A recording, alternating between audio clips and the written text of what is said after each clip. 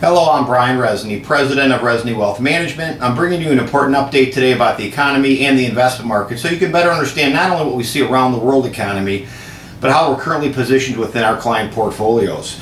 You know, we continue to see troubling signs coming out of, obviously, Europe. On Saturday, the EU came out with a $125 billion U.S. Rescue plan for their banks. It's basically a way to prop up their banks. To kind of put it simply, a lot of banks overseas are actually in worse shape than our banks were back in 2008. And if you remember what happened in the crisis of 2008, the equity markets here dropped 40–50%. Now, I'm not going to say that's going to happen there, and I'm not going to say the contagion is going to spread here, but I can tell you this, there's a lot of troubling signs that could be pointing towards that.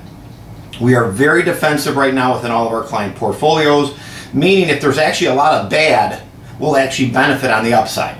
If things reverse course, we're going to have to change our direction, of course, based upon our relative strength and our sectors that we're in, and we'll get a little bit more growth-oriented or more equity-based. But right now, we are very defensive.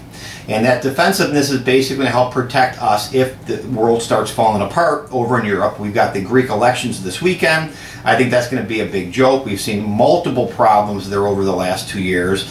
Deals, undeals, redo the deal, and back and forth, and nothing's really happened.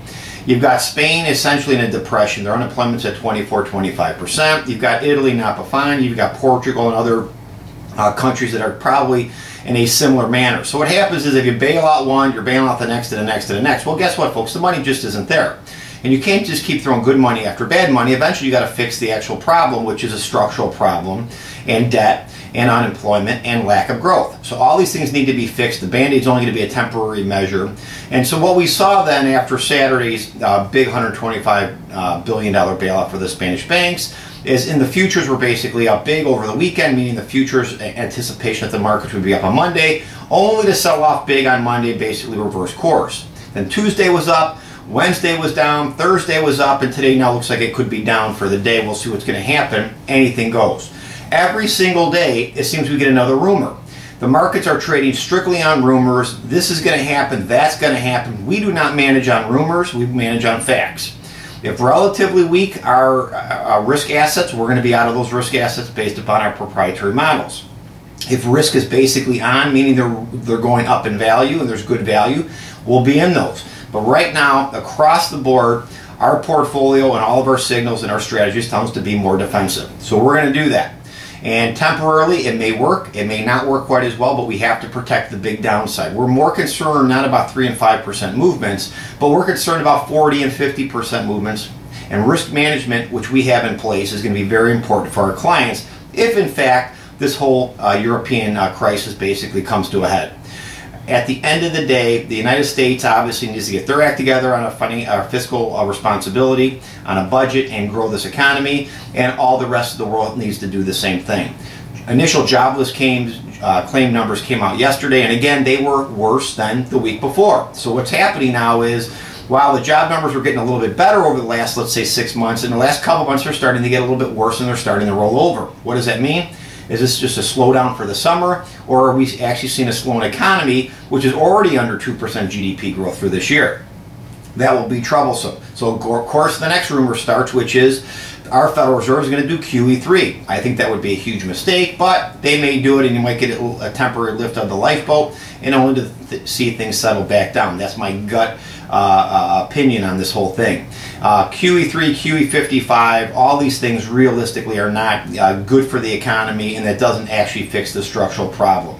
I believe we're going to be seeing change in November, and I think we need to see change in November. I think we need to get on a path of growing our economy again and not passing out the money. I believe ultimately what's going to happen, again, probably not for really our clients because most of them are already retired, but I think what's going to happen ultimately down the road in the next couple of years, you're going to find out Social Security for people in the future is going to go up to 68, 69, or 70, which I firmly believe is going to happen. People are going to have to work longer than they used to because people are living longer than they used to. Retiring at 60 or 65 is not going to be an option, 10, 15 years down the road because people are living longer than they've ever lived. And what that means is you'll work a little bit longer, you'll save a little bit more, and our taxes will probably have to go up in order to basically get our deficits back in order, which again, all these things are fairly simple to fix, but for some reason our government doesn't want to do it because again, we're playing this whole political mess where everybody wants to get reelected and they all want to point the finger at somebody else.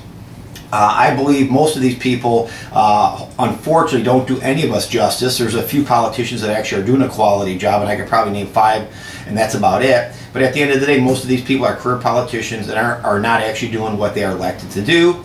And it's you, the voter, that needs to basically step up to the plate and say, you know what, hard, fast decisions need to be made. And it's how you're going to vote in November that's probably going to direct how this economy is either going to grow or stagnate, unfortunately. Again, we're defensive. We're going to have a great show on Sunday. Quick little announcement, the Resnick Wealth Report TV show is actually going to start airing on Wednesday, this upcoming Wednesday. We will be sending out a email blast, just kind of an update about the station we're going to be on and the times. It's actually be on Wednesday evenings at 6, and then it's going to be replayed on Sundays at 7:30 at night. We're excited about this. We're going to have some great information. Some shows will be pre-taped. Other shows will actually be live calling, like my radio show. But we're excited about this, and we're excited that we can give more information, quality information, to all of our listeners to help you better your portfolio. If you're a client and you have questions about your money or your investments, call our office. We always like to talk to you.